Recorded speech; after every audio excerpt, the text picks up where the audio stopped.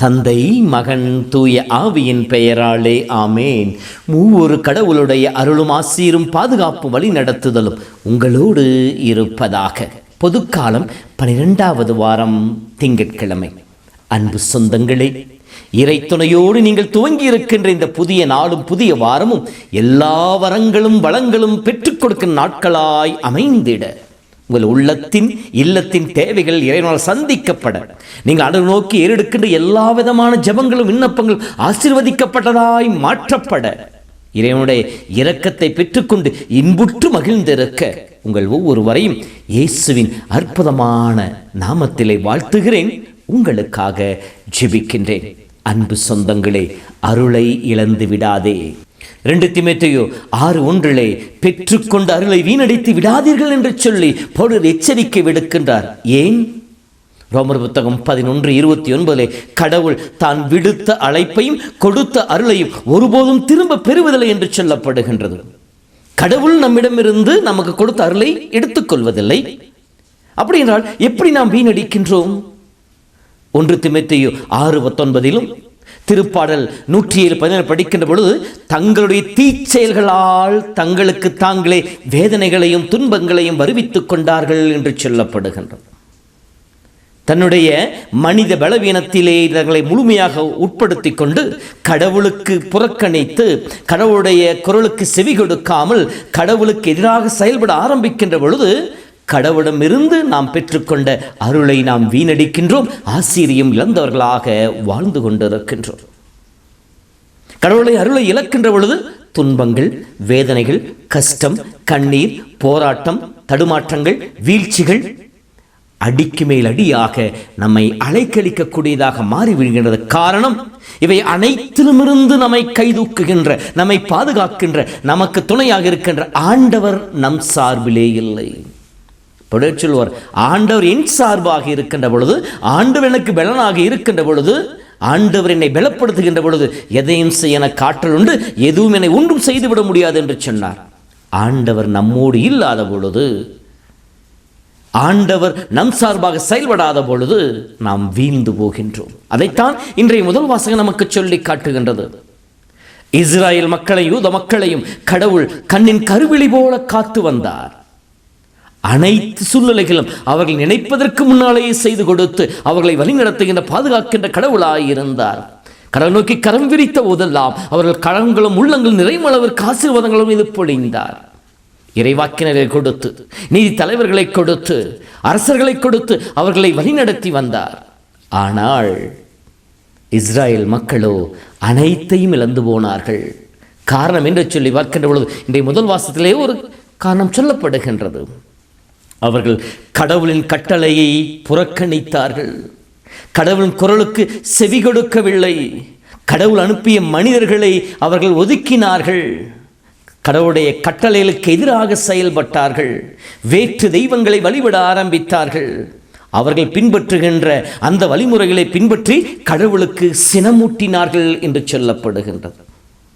இந்த உலக காரியங்களை நிறைவேற்றுவதற்காக அல்லது தன்னோடு இருக்கிற மனிதர்களை திருப்திப்படுத்துவதற்காக, தன்னுடைய சிற்றின் வாசல் நிறைவேற்றிக் கொள்வதற்காக கடவுளை அவர்கள் புறக்கணித்தார்கள். அதைத்தான் இறைமை அழகாக சொல்லுவார். 2:14 இஸ்ரேல் மக்கள், என் மக்கள் 2 தீமைகளை செய்தார்கள். வாழ்வின் ஊற்றாகிய என்னை புறக்கணித்தார்கள். ஒன்றுக்கு உதவாத ஓட்டை சட்டிகளை தன் கரங்களை தாங்கி நின்று கொண்டிருக்கின்றார்கள் என்று சொல்லுவார். வாழ்வினூற்றாகிய இயேசுவை, கடவுளை புறக்கணித்து விட்டு நாம் வாழ்கின்ற பொழுது நாம் அருளை இழக்கின்றோம், ஆசிரை இழக்கின்றோம், நல்வாழ்வினை இழக்கின்றோம், கடவுள் கொடுக்கிற ஞானத்தையும் அறிவையும் இழக்கின்றோம், எதை எப்படி செய்ய வேண்டும் என்கின்ற நல் அறிவை இழக்கின்றோம், நல்வாழ்வையும் இழந்து தவித்து நின்று கொண்டிருக்கின்றோம். அன்பு சொந்தங்களே, நம் வாழ்வை சிறிது அலசி பார்ப்போம்.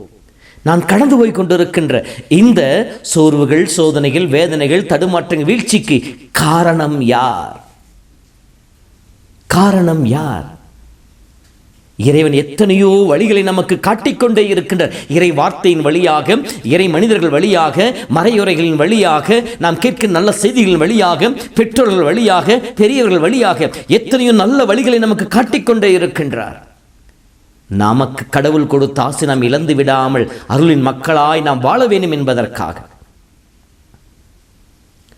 யோவான் 1 படிப்பதை போல, தனக்குரியவர்களிடம் வந்தார், அவருக்குரியவர்களோ அவரை ஏற்றுக்கொள்ளவில்லை என்ற வார்த்தையின் பிரகாரம் இறை மனிதர்களாய், இறைவனால் தேர்ந்தெடுக்கப்பட்ட மக்களாய் இருக்கின்ற நம்மை தேடி கடவுள் வருகின்றார். அருட்சாதன வடிவிலே, நற்கரணை வடிவிலே, மன்னிப்பின் அருளின் வடிவிலே கடவுள் நம்மை தேடி வருகின்றார். நாம் புறக்கணிக்கின்றோம், உதாசீனப்படுத்துகின்றோம், ஆண்டவரை அங்கீகரிப்பதில்லை, ஏற்றுக்கொள்வதில்லை.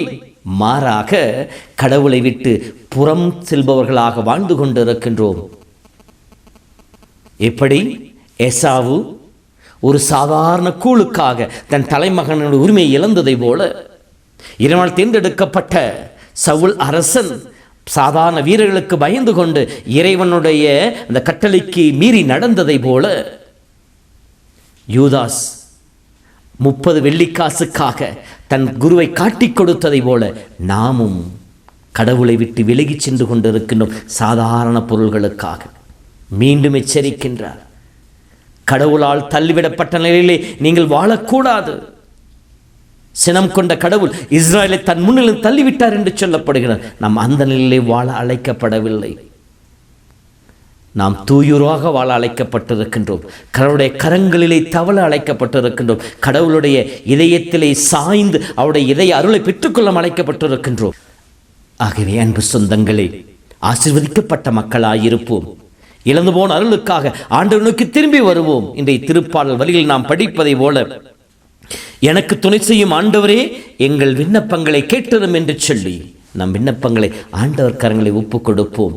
ஆண்டு விட்டு விலகின்ற நாட்கள் போதும். அருட்சாதன் வழியாக ஆண்டவரை தேடி வருவோம்.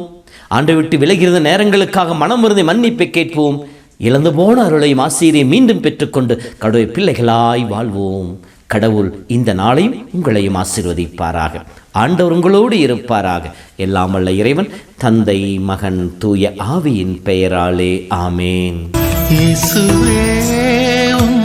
வல்லமை எனக்கு தாரும், வலுவற்று போகும்போது எனக்கு உதவும்.